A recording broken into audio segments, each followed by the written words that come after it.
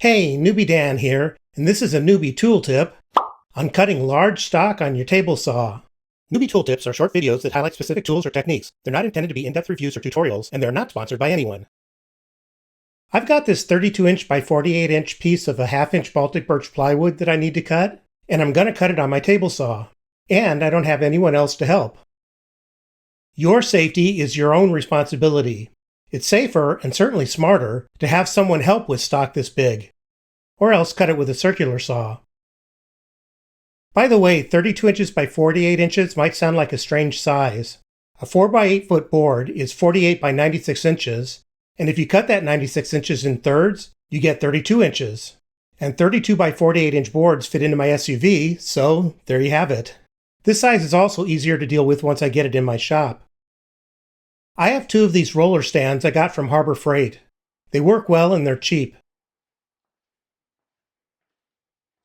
Before making the cut, I do a dry run to make sure I have the stands exactly where I need them. I figured the stand on the left is needed mostly to help hold the stock as I start the cut, since so little of it is supported by the table saw at that point, so I adjust its position further back.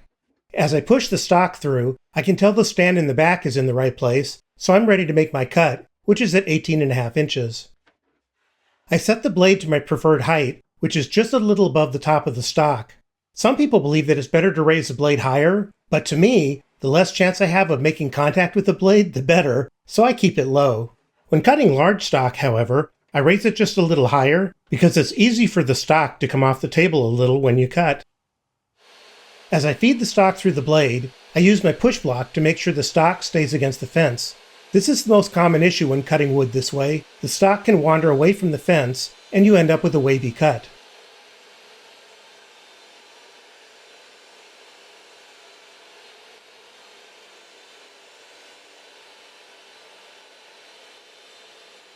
As I finish the cut, we see that even though I did do a run-through, I didn't think of everything.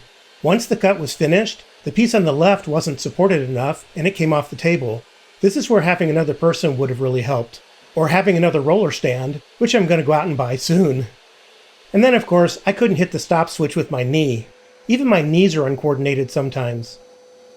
Here's me closing up one of the stands, and I store them up here. Well, that's it. So let's see what we've learned. If you're going to cut large stock on your table saw, it's best to have a helper. But if you do cut it by yourself, make sure you use roller stands or a large outfeed table. Do a dry run to make sure everything's in place. Keep the blade low to minimize accidental contact, but perhaps a little higher than normal in case the stock lifts off the table. Keep the stock pressed against the fence when cutting. Expect the unexpected. And always be safe. Sometimes it's hard to know what's going to be helpful to other people and what's just a waste of time. I was working on a build video where I had to cut this large stock when it suddenly hit me that this might be something that could be useful to other people, so I decided to give it a shot.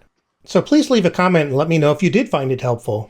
And if you've got other thoughts on the subject, or even criticisms of what I've shown here, please leave a comment for that also. Thanks! Check out the description for links to products seen in this video. Just scroll down, click Show More, and scroll down until you see the links. And if you like what I do here, click that subscribe button, and don't forget to ring that bell to get notified about new videos. Thanks!